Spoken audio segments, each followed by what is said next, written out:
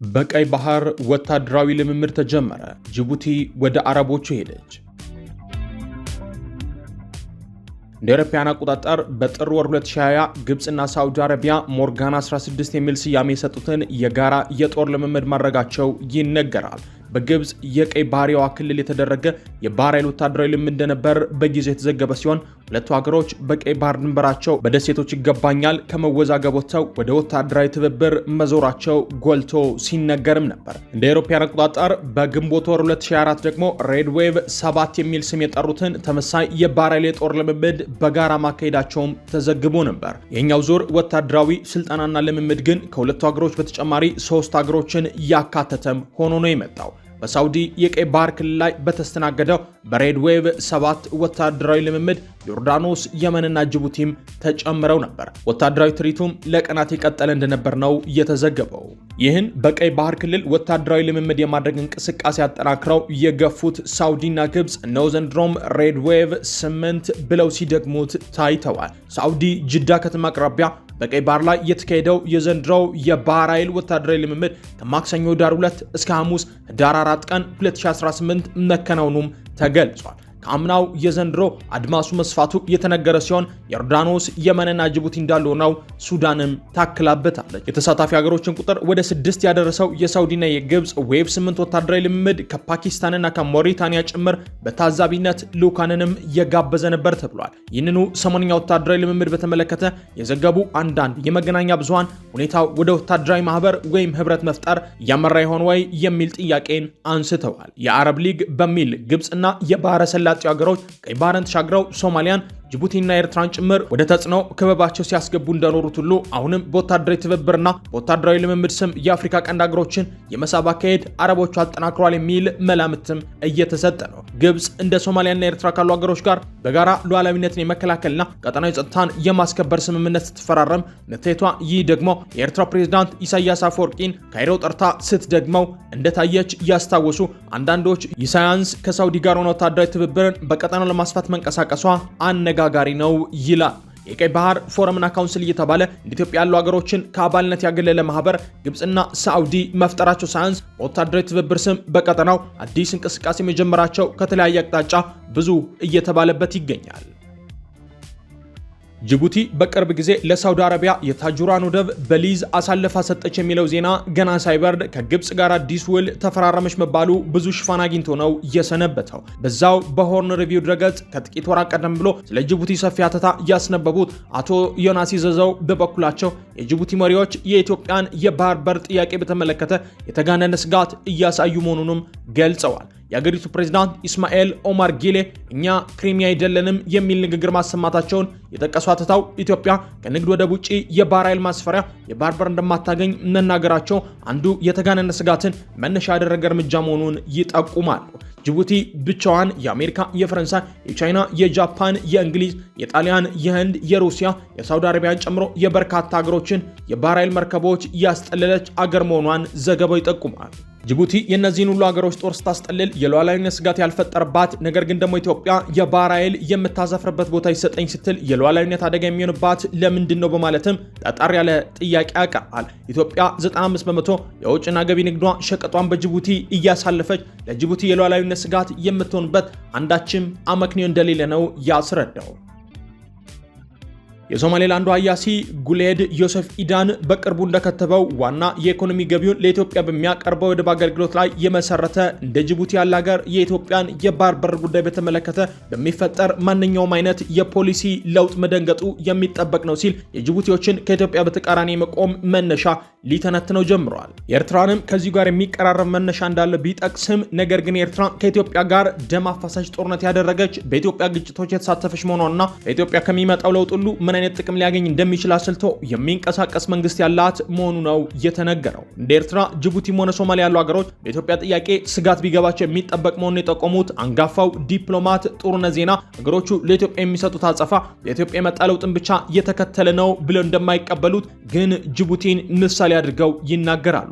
በተመድ ተበድቤ ስሰራ አንድ የጅቡቲ አምባሳደር ወዳጅ አፍርቼ ነበር። ሰውየው ባልተለመደ ሁኔታ አልኮል የሚጎነጭም ነበር። በተደጋጋሚ ስናወራ እኛ በእናንተ ላይ ያለንን ጥገኝነት መቀነስ ነው ያለብን ይለኝ ነበር። ከግብጽም ሆነ ከሌላ ጋር ሆነን ከናንተ የምናገኘውን ነገር በመቀነስ ከናንተ ጥገኝነት መላቀቅ ነው ዋና ስትራቴጂያችን ይለኝ ነበር። ከ20 ምናምን ዓመታት በፊት የጅቡቲ ስትራቴጂ ይህ እንደነበረም ይነግረኝ ነበር በማለት በዙሪያ ያሉ ሀገሮች በኢትዮጵያ ላይ የሚያራምዱት መሰረታዊ አቋም ወሳኝ መሆኑን ገልጸዋል። አምባሳደር ጥሩነህ ሀሳባቸውን ሲያክሉም በጊዜው የነበረው የኢህአዴግ መንግስት ከኤርትራ ጦርነት የነበረበት ቢሆንም እንኳን ነገር ግን በጅቡቲ በኩል ትንንሽ መሰረተ ልማቶችን መገንባት እንጂ ተለቅ ያለ ዕቅድ አልነበረውም። ጅቡቲዎቹ የነበራቸው ቦታ ሰፊ ነው። ሰፋ ያለ ነገር በጊዜው መጠየቅ የሚቻል ነበር። ጅቡቲዎች በቅርቡ የሰጡንን ወደብ እሺ ብለን ተቀብለን ብንይዝ በእኔ ግምት ምንም የሚጎርልብን ነገር አልነበረም በማለት ከእያንዳንዱ አገር የሚገኝ ትንሽ እድልን ቢሆን ሳያልፉ መጠቀም አስፈላጊ መሆኑንም መክረዋል።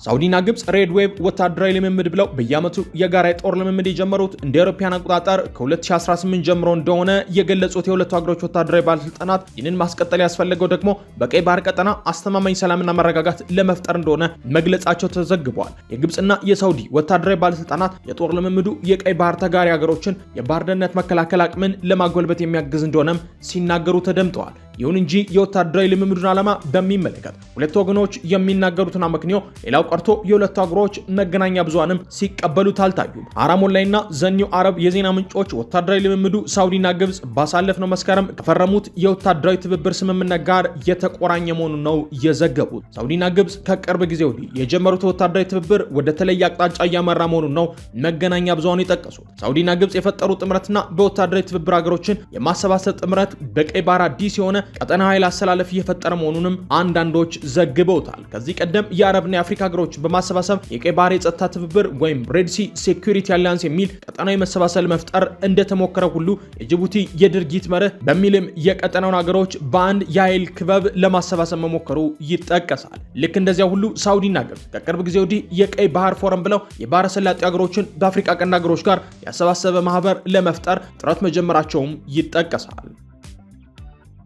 በሂደት የቀይ ባህር ሀገሮች ምክር ቤት ወይም ሬድ ሲ ካውንስል ወደሚል የተሸጋገረው ማህበር ግን ቀስ በቀስ የሳውዲና የግብጽ ተጽዕኖ መፍጠሪያ ክበብ ወደ መሆን መሸጋገሩም ይነገራል። ማህበሩ ሳውዲና ግብጽን ጨምሮ ዮርዳኖስ፣ ጅቡቲ፣ ሶማሊያ፣ ሱዳን፣ የመንና ኤርትራን ያሰባሰበ ቢሆንም ነገር ግን በቀጠናው ተጽዕኖ መፍጠር የሚችሉት እንደ ኢትዮጵያ፣ ኦማንና የተባበሩት አረብ ኤምሬት ያሉ ሀገሮችን ጭምር አግልሎ መመስረቱ እንደ ደቡብ ሱዳንና ኬንያ ያሉትን ጨርሶ አለማቅረቡ ብዙ ጥያቄ ሲያስነሳበት ነው የኖረው። ከሰሞኑ የተደረገው ወታደራዊ ልምምድን ተከትሎ ደግሞ ግብጽና ሳውዲ የቀይ ባህር ሀገሮች ምክር ቤት በሚል በጸጥታና በኢኮኖሚ ትብብር አስታከው የመሰረቱትን ማህበር ወደ ቀጠናዊ ወታደራዊ ድርጅትነት ቀስ በቀስ እያሸጋገሩት ነው የሚል ትችትም ቀርቦባቸዋል። ከካውንስሉ አባል ሀገሮች ውስጥ ኤርትራና ሶማሊያ ብቻ በወታደራዊ ልምምዱ ተሳትፎ ማድረጋቸውን በማስታወስ በሂደት ግን ማህበሩ ወደ ጦር ህብረትነት መቀየሩ የማይቀር እንደሆነም ነው የሚናገሩት። ቀይ ባህር የዓለም 12% የባህር ንግድ መተላለፊያ ነው ይባላል።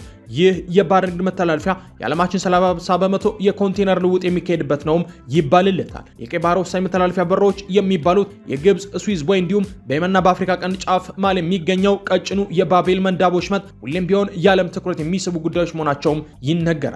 በአፍሪካ ቀንድ ሀገሮች በተለይም እንደ ሶማሊያ ባሉ ሀገሮች ተስፋፍቶ የቆየው የባህር ውንብድና እንዲሁም ዓለም አቀፍ አሸባሪነት ለዚህ የንግድ መስመር ስጋት ሆኖ መኖሩም ይነገራል። ከቅርብ ጊዜ ወዲህ በየመን የመሸጉ ሁቲዎች በመርከቦች ላይ ያስፋፉት እገታና ጥቃት ለዓለም አቀፍ ማህበረሰብ ስጋት መሆኑም ሲነገር ቆይቷል። በዓመት እስከ 9.4 ቢሊዮን ዶላር ገቢ ከስዊዝ ቦይ የመርከቦች እንቅስቃሴ የምታገኘው ግብጽ በሁቲዎች ጥቃት የተነሳ በቀይ ባህር በኩል የሚካሄድ የመርከቦች እንቅስቃሴ በመቀነሱ ገቢዋ በ50% መቀነሱ ይነገራል። በኢራን የጸጥታ ስጋት ሁሌም ተደቅኖበታል ከሚባለው ከፋርስ ባህረ ሰላጤ የሆርሙዝ ሰርጥ የባህር መተላለፊያ ላይ ያላትን ጥገኝነት በመቀነስ በቀይ ባህር ወደቦቿ በኩል በሰፊ የመጠቀም እቅድ እንዳላትም ይሰማል። አገሪቱ እንደ አረብ ኤምሬቶች ያሉ ሀገሮችን በመፎካከር የዓለም የንግድ መናሪያ የሆኑ የወደብ ከተሞችን በቀይ ባህር ጠረፏ ለመገንባት ብዙ ፕሮጀክቶችንም እየተገበረች ቆይታለች። በዚህ የተነሳ የየመን ሁቲዎች በከፈቱት ጥቃት የቀይ ባህር ንግድ እንቅስቃሴ መስተጓጎሉን አልወደደችውም ነው የሚባለው። በእነዚህ ሁሉ መነሻዎች ሳውዲና ግብጽ ወታደራዊ አጋርነትም ሆነ ግንባር ፈጥረው የቀይ ባህር ቀጠናና ጸጥታ ወታደራዊ ደህንነት ለማስከበር መንቀሳቀሳቸው የሚጠበቅ መሆኑ ነው የተነገረው። ይሁን እንጂ ሳውዲና ግብጽ በቅርብ ጊዜ መሰረት ያሉት ወታደራዊ አጋርነት የቀይ ባህር ደህንነትን ያማከለ ከሆነ በቀጠናው የጸጥታ ኃይል በተናጠልም በቡድንም ካሰማሩ እንደ አሜሪካ፣ አውሮፓ ህብረት፣ ቻይና ካሉ አያላን ጋር ለምን እንዳይቀናጅ ፈለጉ የሚል ጥያቄም ሲነሳባቸው ቆይቷል። ዘኒው አረብ የዜና አውታር በመስከረም ወር እንደዘገበው ከሆነ ግብጽ ሳውዲ በአሌክሳንድሪያ ያሰሩት ያለው የጦር ትብብር ስምምነት በተናጠል የተደረገ ነውም ብሎታል። እና አሜሪካ ከሚመሩት የቀይ ባህር ባህር ቀጠናን የማረጋገጥ ጥምረት ሳይገናኝ በራሱ እንዲሄድ እንደፈለጉም ዘገባው ይጠቅሳል። ይህ የሁለቱ ሀገሮች የጦር አጋርነት ደግሞ በሂደት የቀይ ባህር ተጋሪ ሀገሮች ማህበር አባላትን ወደ መቀላቀል ማደጉ ነው ይህ የዜና ምንጭ ከሰሞኑ የዘገበው። ሳውዲና ግብጽ አሁን የቀይ ባህር ተጋሪ ሀገሮች ማህበርን ከመምራት ይልቅ ወደ ጦር አጋርነት የተሸጋገረ ህብረትን ወደ መፍጠር ተሸጋግረዋል ሲል ነው የዜና ምንጩም ያብራራው። የተወደዳችሁ የአዲስ አገልግል ቤተሰቦች አብራችሁን ስለቆያችሁ ምስጋናችን ከልብ ነው። የዛሬው ጥንቅራችን ይህንን ይመስል ነበር። ሰብስክራይብ በማድረግ ቤተሰቡን በሌላ ጥንቅር እስክንገናኝ ድረስ ቸር ቆዩ።